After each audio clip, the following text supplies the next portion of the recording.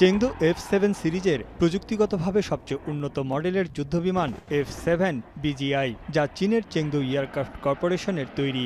বাংলাদেশ বিমান বাহিনীর জন্য একটি কার্যকর এবং সাশ্রয়ী হিসেবে প্রমাণিত এই বিমান, বিশেষ করে দেশের প্রতিরক্ষা ও প্রশিক্ষণের প্রয়োজনে অপরিহার্য এই সিরিজের যুদ্ধবিমানগুলো।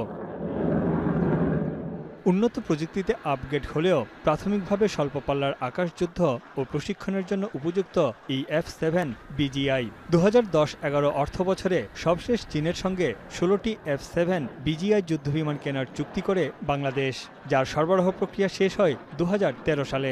বর্তমানে বাংলাদেশ বিমান বাহিনীর বহরে আছে প্রায় 36টি F7 মডেলের বিমান, যার বেশিরভাগই পুরনো, কোনোটি আবার 20 থেকে 30 বছর আগের কেনা। সবশেষ যেসব বিমান আমদানি করা হয়েছে সেগুলো এক যুগ আগের। এছাড়া এসব বিমান মেরামত ও রক্ষণাবেক্ষণ বাংলাদেশ নিজস্বভাবে করে থাকে। বাংলাদেশ বিমান বাহিনীর এই যুদ্ধবিমান বেশ কয়েকবার দুর্ঘটনারও শিকার হয়েছে।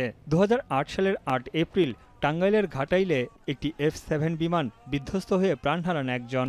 একই বছরের 23 নভেম্বর টাঙ্গাইলের মধুপুরে F7 BG প্রশিক্ষণ বিমান বিধ্বস্ত হয়। থেকে শিখরে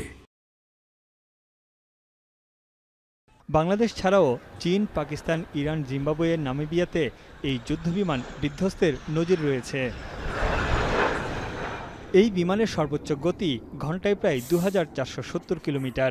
F7 BGI যুদ্ধবিমান ইনফ্রারেড গাইডেড মিসাইল, কামান, বোমাসহ বিভিন্ন ধরনের অস্ত্র বহনে সক্ষম। 30,000 পাউন্ড পর্যন্ত গোলাবারুদ বহন করতে পারে। পালস ডপলার রাডারের সাহায্যে 80 কিলোমিটারের বেশি রেঞ্জ পর্যন্ত কাভার করতে পারে।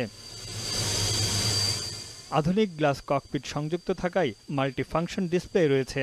এছাড়া hands on throttle and stick সিস্টেমের মাধ্যমে পাইলটরা বিমান চালানোর পাশাপাশি সব ধরনের গুরুত্বপূর্ণ কাজ চালিয়ে যেতে পারেন। তবে এই সিরিজের বিমানের কিছু সীমাবদ্ধতাও আছে। F7 BGI একটি মধ্যম মানের যুদ্ধবিমান, যা আধুনিক যুদ্ধ পরিস্থিতিতে অনেকটা অকার্যকর। এছাড়া দীর্ঘ পরিসরের শত্রু মোকাবেলায়ও অনেকটা দুর্বল এই যুদ্ধবিমান। একটিমাত্র ইঞ্জিন থাকায় বড় অপারেশনের ক্ষেত্রেও বেশ ঝুঁকি রয়েছে। ভয়াবহ ও মর্মান্তিক দুর্ঘটনায় আরও একবার আলোচনায় F7।